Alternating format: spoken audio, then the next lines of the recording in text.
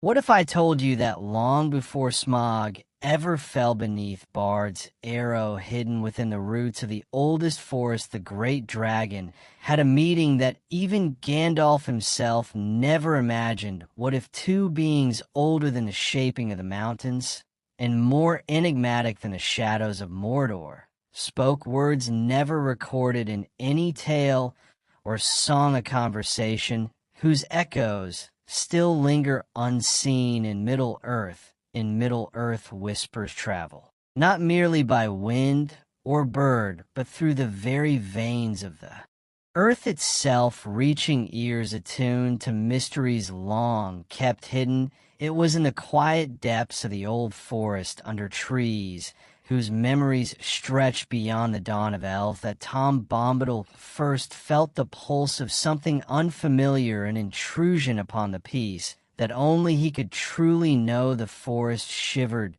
gently, leaves murmuring as if troubled dreams had found their way into waking life. Tom stood still, barefoot, senses wide open to the subtle disturbance. He who was untouched by power, untouched by fear, found himself curious. It was no shadow from the east, nor a menace from Barrow Downs.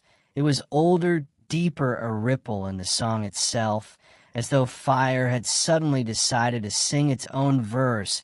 In every age the land listens before it speaks, and sometimes it remembers the return of the shadow. Bombadil, humming softly to himself, raised his eyes skyward. His glance pierced through canopy and cloud, and far beyond he glimpsed the faintest outline of wings, vast, dark, terrible bearing.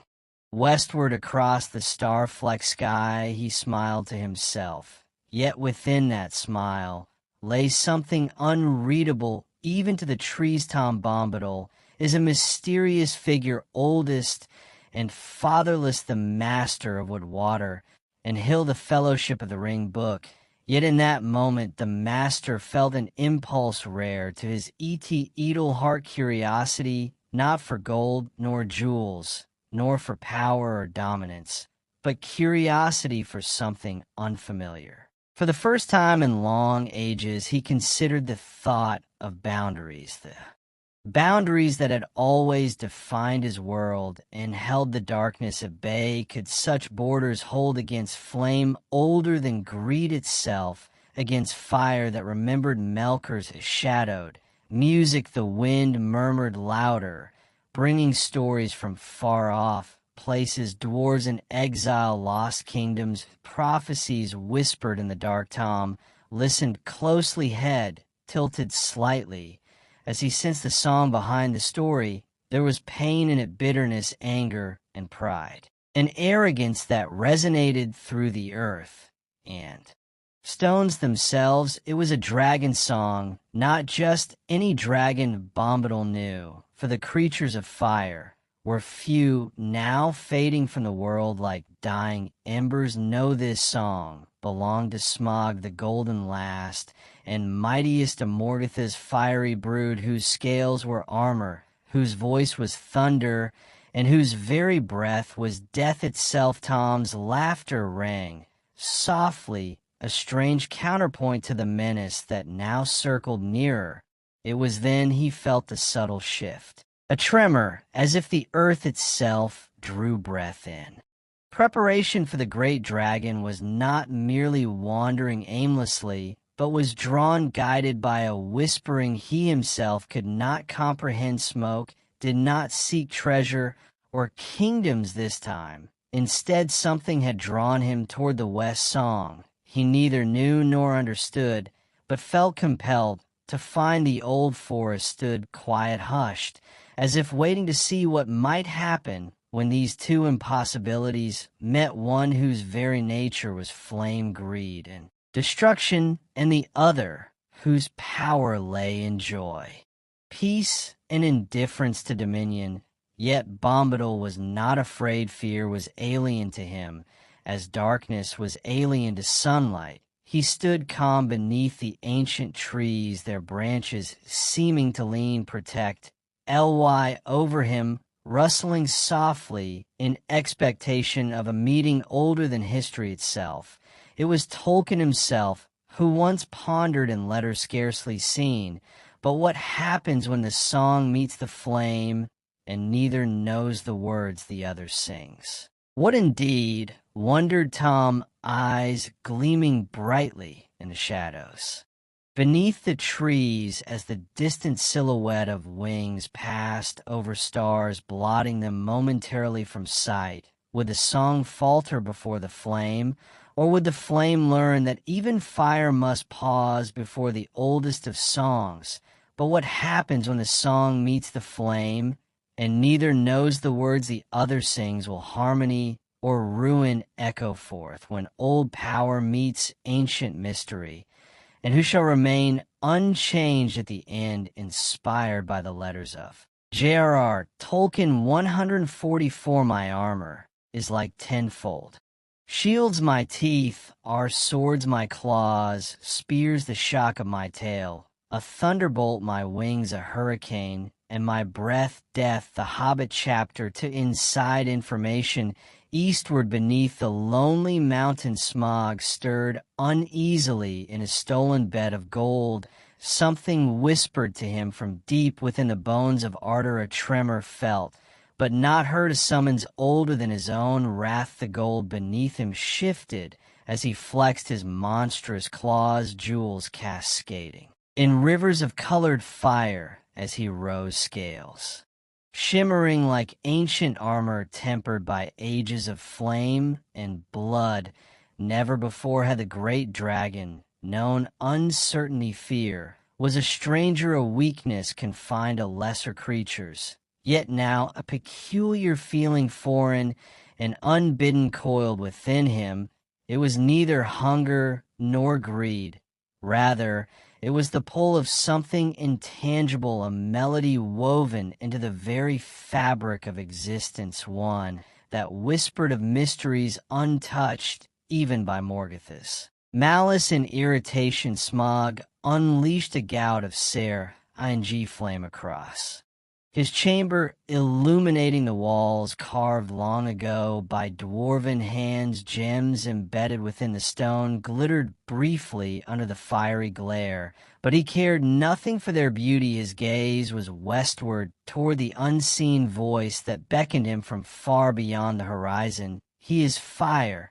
He is death, the hobbit, the desolation of Smaug. Stretching wide his vast wings, Smaug ascended from the shadows of Arabur, sending whirlwinds of gold cascading into darkness. As he soared into the night, stars trembled as if to avert their gaze from the dread majesty that passed below them. His shadow darkened the moonlit lands beneath, villages silenced in terror, forests bending as if in homage to the dragon passing. Yet even as Smaug flew onward, driven by the strange summons that pierced his heart, he felt the world shifting oddly beneath him. Where he expected silence and dread, he instead felt a presence subtle but unyielding, rising from the land itself. The sky did not darken before his approach, instead it brightened. As if preparing to challenge the flames, he carried below the western lands, unfolded in rolling waves of green, whispering in voices he neither recognized nor feared. Mountains and valleys, rivers and streams, all seemed alive, resonating with a music he had never before perceived. In irritation, Smaug released another torrent of flame toward the earth, scorching trees to ash, carving scars upon the hills. But the land absorbed the fire, breathing in the heat, without burning, leaving behind only silence and mockery. Confounded and angered, the dragon roared a sound that had shaken kingdoms and kings alike, but now it echoed emptily unanswered. Where fear should have reigned, defiance flourished, yet the call he heard persisted stronger now, and beneath his wrath burned a desire to confront this anomaly, this entity whose voice refused to bow before him. Sem, turned his flight, sharply westward wings beating with renewed fury, determined to crush whatever dared to. Mock him with indifference, was it not said he was? The last great terror of Middle-earth, that none dared face the fire of his breath, had not kingdoms, fallen heroes crumbled, and wisdom failed before his might. But the voice continued to call undaunted and clear, guiding him toward a place few had dared tread, a realm untouched by shadow or flame, a forest older than legend, the air thick and cool, and heavy-scented by earth and water, untouched by smoke or war. Each breath he took grew strange, heavier, burdened by something older even than himself. As the lonely mountain faded far behind him, Ismae's fury began to falter, not diminished in power, but puzzled by a land that refused to fear him, that seemed to mock his dominion over fire and death. The dragon's keen eyes now narrowed, peering into the heart of this strange land. He approached trees rose ancient and enormous, their branches knitted into a tapestry of shadow and moonlight. Then he saw him seated quietly beneath the boughs of a mighty oak, humming softly to himself, as if oblivious to the doom that approached from above. Smaug slowed his flight, descending upon the forest like a storm of fire, his wings sending hurricanes among the trees. Yet the figure did not flee, did not tremble. He simply waited, eyes bright, smiling softly. Smaug landed with earth-shaking force, his gaze locked upon this figure, whose presence now clearly emanated the song that summoned him for the first time. In all his fiery wrath, the dragon felt a flicker of true confusion. Here stood no warrior, no wizard, nor any being whose power was known to him, just an old figure in strange clothing, sitting cross-legged, eyes calm and unafraid. And as the dragon flew west, the sky did not darken, but brightened, as if the earth prepared to sing back. Yet Ism cared nothing for song, knowing only flame, unaware that soon he would face a melody older than his fire, one that might teach even a dragon the meaning of silence. No one has ever caught old Tom walking in the forest white, nor warlock, nor power dark. He walks before the first acorn fell, before the first song of the elves, the fellowship of the ring. The dragon stood tall amidst the trees, wings folded like mountains, shrouded in shadow, eyes burning with ancient wrath. Smoke curled gently from his nostrils, winding through the stillness of the forest. But the old figure, sitting cross-legged on the earth beneath him, merely smiled. His eyes sparkled with quiet amusement, untouched by the deadly majesty looming above. Who dares summon Smaug King under the mountain, last and greatest of Morgatha's dragons? The dragon's voice thundered, splitting the night with fury. Speak quickly, creature, lest your life be ended in flame. The old being laughed lightly, a sound so gentle and carefree that the very trees seemed to chuckle along with him. He raised his gaze clear and bright toward the dragon's fire-lit eyes. Ho, dragon bold indeed, are you bringing storm and smoke to Tom Bombadil's quiet land? Yet Tom summoned no king nor beast of old. Here I sit, as always, singing beneath leaves and stars, minding my songs and trees. Smaug recoiled slightly, his fiery eyes narrowing. Never before had anyone responded thus, without fear, without respect, without even awe. His wrath intensified, yet beneath it stirred uncertainty. Who is this strange carefree figure that neither trembled nor yielded? He sings stronger than any sword and deeper than any root, the return of the shadow. Do you mock me, old fool? Smaug growled, his voice like the crackling of embers, deadly and low. I could incinerate you in your forest.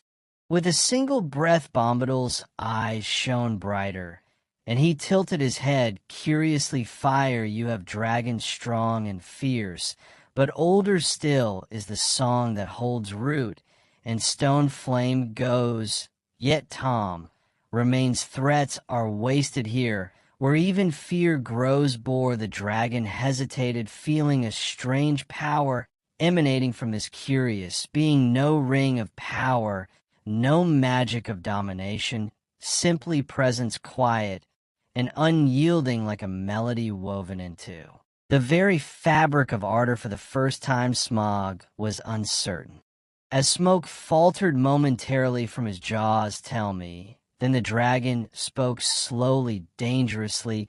What are you who speaks riddles and defies flame itself? Tom smiled, humming gently as he considered the dragon's words. Oldest am I, fatherless and free, friend of wind, wore water hill and tree here before dragons flew or mountains rose. Tom sang first notes as Ard woke flame. You carry fierce indeed, yet little can it burn when melody does not yield. Smaug's wings stirred restlessly, frustration swelling within him. How could fire not burn? How could wrath not break such calmness? He unleashed a roar, shaking branches and leaves in fury. Yet the old figure remained unbothered, humming softly beneath the dragon's anger. You will show respect. Smaug's voice roared like an avalanche, flames sparking dangerously at his teeth.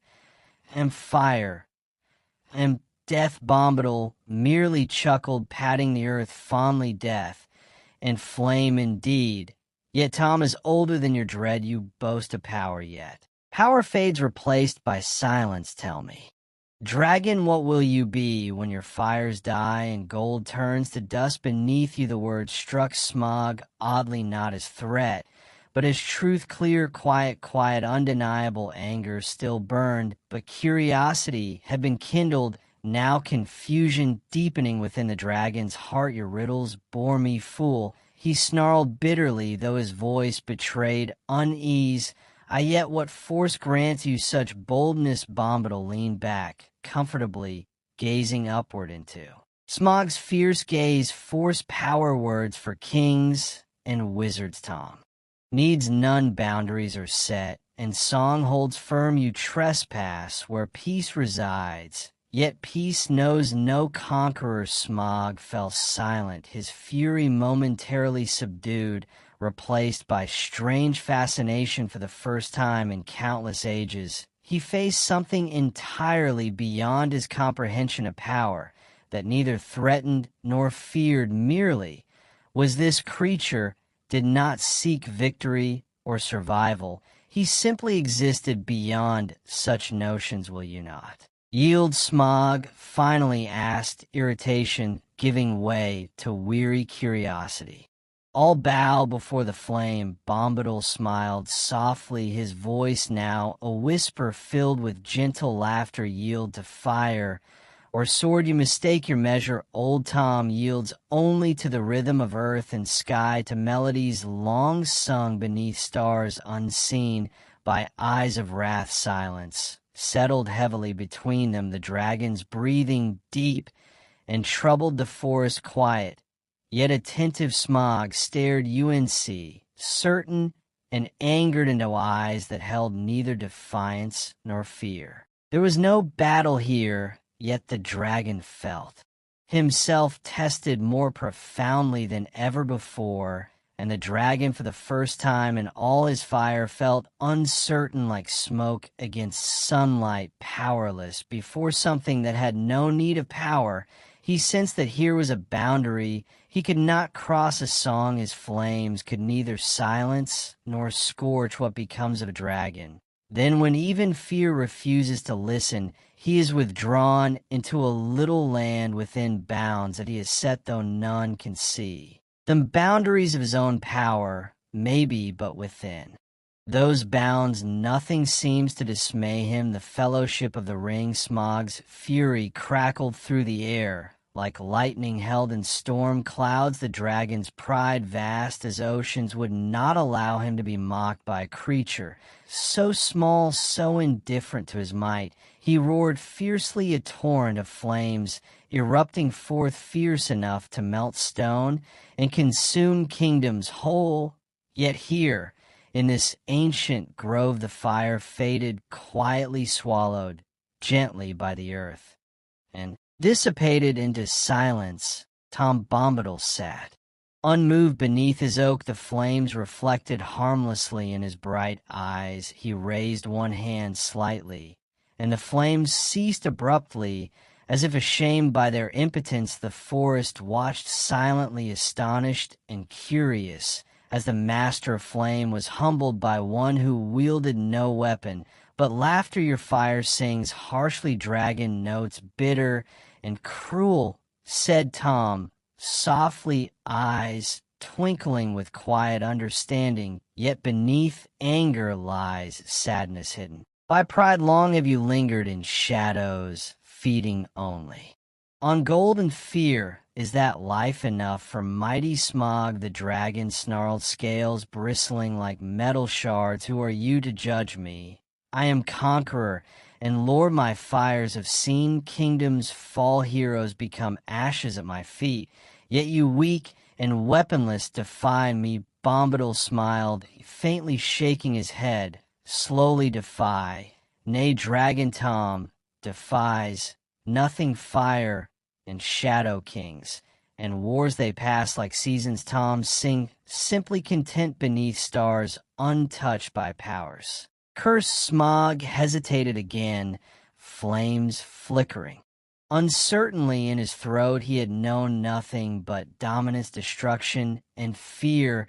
Yet here in the heart of the forest, his power, so absolute elsewhere, was but a whisper against something far older, something untouched by greed or wrath. Even the ring had no effect on him. He simply was counsel of Elrond. Frustration churned within the dragon's heart, twisting into curiosity, then confusion. What power is this that does not burn, that does not bend? He rumbled bitterly, claws grinding restlessly into the earth. No power, Bombadil answered softly. No crown, nor sword, nor ring, only song. The forest and hills, rivers and wind, they do not rule, yet neither do they bow. They exist. Is existence not enough for you, dragon, that you must seek always more? Smaug's eyes narrowed, pride and fury wearing with unfamiliar doubt. Existence without dominion is emptiness. He growled fiercely, wings flexing restlessly. What else is there if not power? Bombadil laughed. Gently, kindly, a dragon Tom sees sorrow behind flame and fury. Power enslaves the powerful. First, your golden fire armies and crowns, are they not heavy chains? What freedom have you known, dragon, beneath your mountain alone? And restless the question hung heavy between them. Quiet and profound, Smaug, greatest of dragons, found himself facing truths he had never considered, challenged not by sword or spell, but by quiet wisdom. Could power truly be bonded? Bondage, dominion, a curse his heart hardened by. Millennia shuddered at the thought, recoiling from the unfamiliar discomfort of reflection. No, Smaug murmured finally, voice harsh yet troubled. I am fire. Without it, I am nothing. Bombadil shook his head, gently, eyes sad, yet wise. No creature is one thing alone. Fire you are yet beneath flame. Hide something else. Once free, now chained by greed and fear. Your heart seeks more than gold, more than conquest. Yet you deny it enough. Roared Smaug, anger surging in new flames, crackling dangerously around him. You speak riddles, old fool. I have had my fill. Yet even as he spoke, the fire flickered uncertainly, weakened by doubts. He could not quell Bombadil, merely hummed softly eyes, watching patiently, understanding more than the dragon himself dared admit riddles, yes. But truth's too dragon Bombadil whispered kindly, leaning forward, and truth's frightened those who fear change you flew seeking answers. Yet found questions deeper still. Smaug shuddered the ancient fire within him, dimming momentarily as confusion and vulnerability swirled dangerously beneath his wrath for the first time the dragon faced a power he could not dominate, a presence older than himself, whose strength was in quietness, whose victory required neither battle nor submission. He had faced army IIE's wizards heroes, but here beneath leaves older than legends, Smaug met a foe he could neither conquer nor comprehend. He felt diminished, though no blow had landed, humbled, though no defeat had been dealt, in that forest glade flame met root and found it. Could not scorch the song that sang beneath it herein. Quietness, the dragon discovered a power he could neither burn nor break, a melody ancient and gentle, existing long before Morgoth's first fight fire ignited the world, and Smaug realized bitterly domination was useless against something that had never sought to rule. And he shall walk when the last star fade from the sky. The Fellowship of the Ring, Book 1, SM's departure left a stillness that even the trees seemed reluctant to disturb, where fury and flame had raged. Silence now whispered softly. Heavy with thoughts and unanswered questions, Tom Bombadil sat unmoving beneath the oak, eyes fixed quietly eastward toward the distant mountains from when the dragon had come in all his endless days beneath the sun and stars. Rarely had he felt this curious disca, not fear, such was foreign to his heart, but a subtle awareness that boundaries once firm and unquestioned had trembled beneath Smaug's shadow, boundaries he himself had drawn not by strength nor magic, but simply by being. Yet now Bombadil pondered, gazing thoughtfully into the darkness. The dragon's words echoed back, strangely resonant. Without fire, I am nothing. Could existence truly be so bound to power, so chained to ambition? He hummed softly to himself, a melody calm, yet touched by deeper sorrow, sensing that beneath his song something darker lingered, waiting quietly, patiently. Tom would not have come. He has no fear, but he also has no drive to fight. The forest breathed softly around him, each leaf and branch listening. Sharing his quiet contemplation, peace had been his realm, tranquility his strength. Yet in Smaug's restless flame he glimpsed something unsettling, the stirrings of ancient malice, echoes of Mkor's long-vanished voice, now carried in whispers through fire and pride. Could such darkness truly fade? Or did it merely sleep, waiting beneath mountains, lurking in hearts consumed by power? Bombadil sighed, gently feeling for the first time a melancholy born not of loss, but of understanding. His songs had held the world at peace, yet beyond his boundaries the world spun on, reckless and hungry, forever pursuing dominion long. He remained seated, thoughts drifting slowly, timelessly into realms deeper than forest or flame. The stars turned quietly above him, gentle sentinels that neither judged nor guided, merely watched. Bombadil sensed a subtle shift in the music of ardor itself, a new note discordant and dark, subtly woven beneath melodies of wind and river. And yet he smiled softly, knowing his role had never been to guide nor protect. His was existence itself, joyful and unburdened. Yet now faintly came an unfamiliar sadness, whispering questions of limits and consequences of choices never made.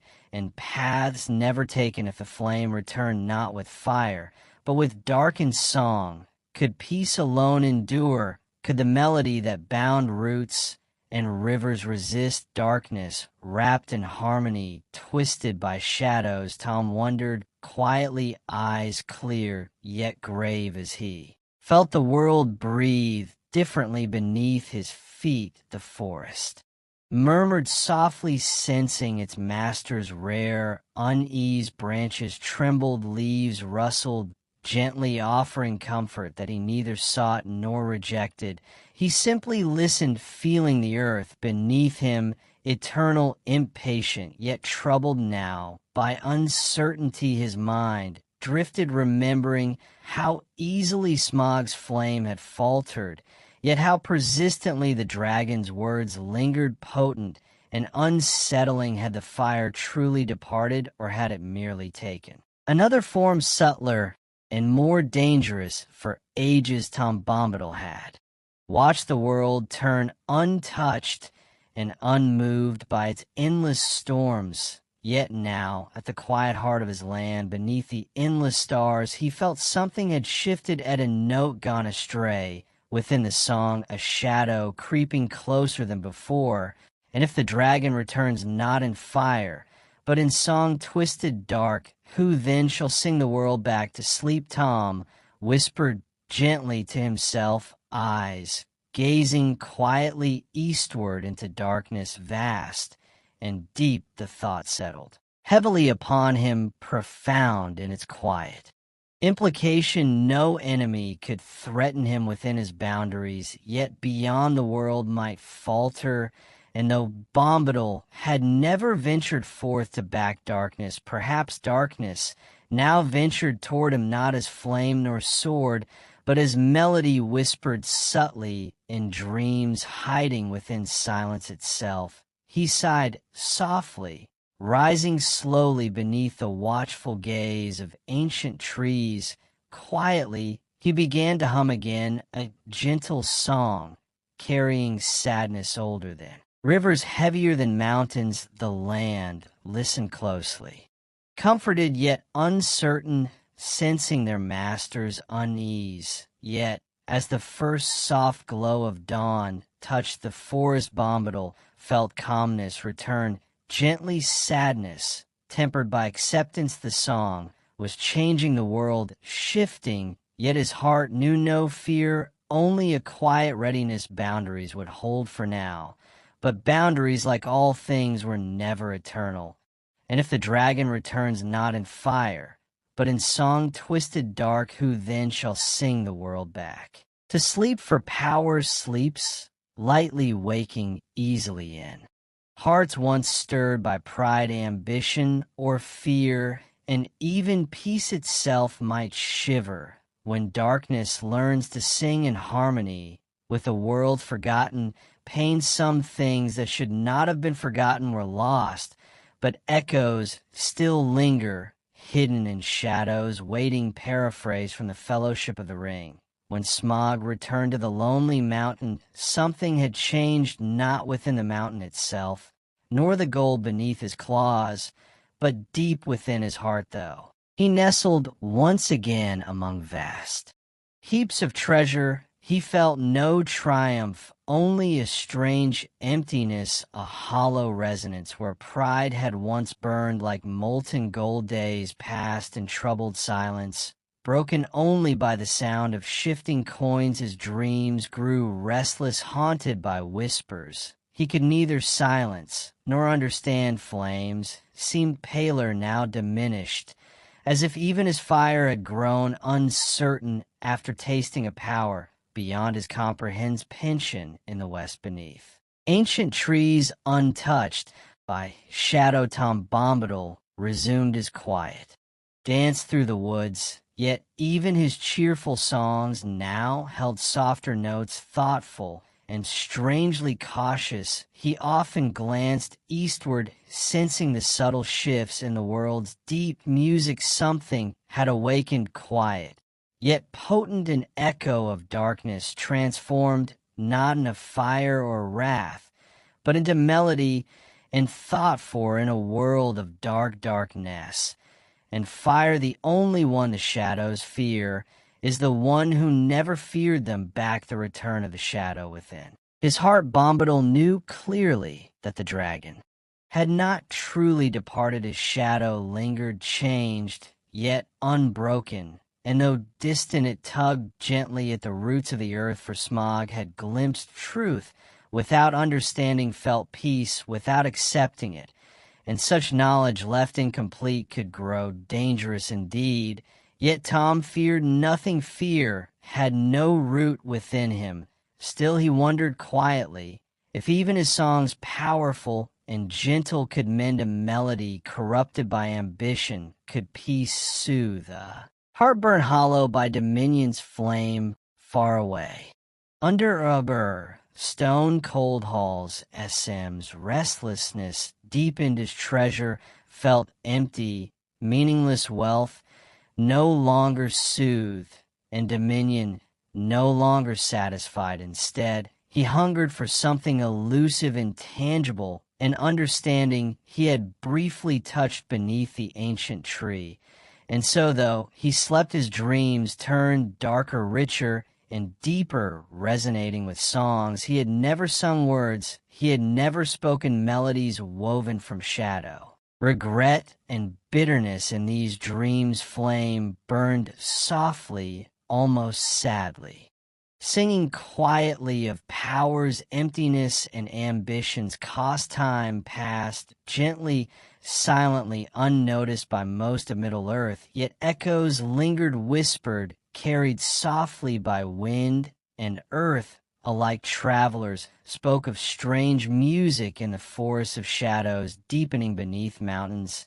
Even wizards paused, sensing subtle shifts within the song itself.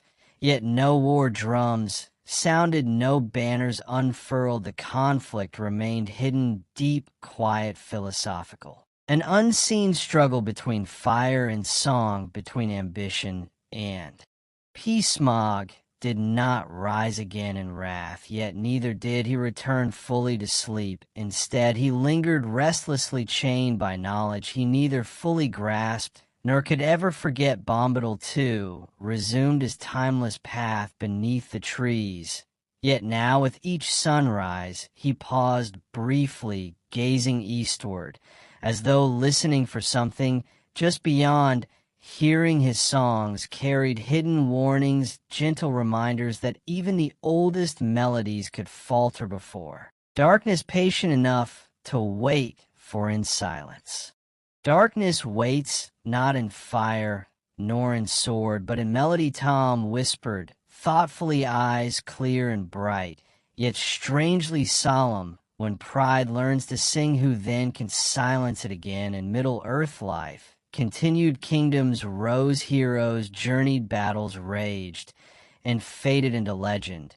Yet hidden quietly within all the noise, a deeper question remained unanswered. Had the dragon changed, or merely discovered new ways to dream of dominion? Tom Bombadil alone understood this subtle danger. Powers quiet, persistence, ambitions, slow poison, yet he made no move against it. Such was not his way. He merely watched, humming softly, as if to remind the land that peace was fragile and shadows need only time to grow bold again. When the fire forgets the forest, but the trees remember the flame, he sang softly beneath stars that knew no beginning nor end. Will the song be enough to hold the world together? And as his voice faded quietly into night somewhere far, away beneath the lonely mountain, Smaug stirred once more in troubled sleep. His eyes opened briefly, flames flickering uncertainly before closing again, dreaming of melodies lost, truths half understood, and powers waiting patiently in silence for their chance to rise again.